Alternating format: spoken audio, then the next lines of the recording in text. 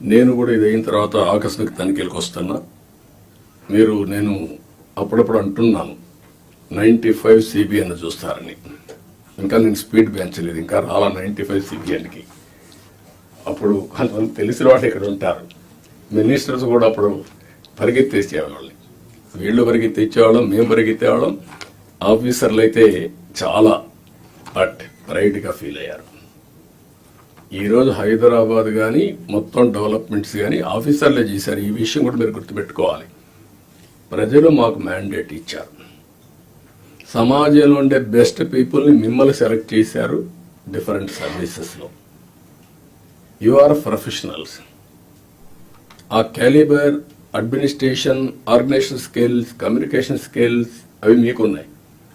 మాకు ప్రజలు గౌరవించారు, మమ్మల్ని ఎన్నుకున్నారు. ఎన్నుకొని ఏంటి, మీ ద్వారా పనులు చేయించాలి. ఆ విషయం మీరు గుర్తుపెట్టుకోవాలి. మేము పని చేయించకపోతే మా తప్పు, కానీ మేమే పని చేయాలి అంటే కుదరదు. మా బ్యాక్గ్రౌండ్ ఇవన్నీ వచ్చినప్పుడు ఈ విషయంలో మీరు అందరూ కూడా క్లారిటీ పెట్టుకొని ముందుకు పోవాల్సిన అవసరం ఉంది. నేను వచ్చినప్పుడు ఒక అంగన్వాడీకి పోతా, డ్రైన్స్ పోతా. డోంట్ మిస్టేక్ మీ. ఒకప్పుడు డ్రైన్లో IAS ఆఫీసర్లు దించిన రోజులు కూడా ఉన్నాయి.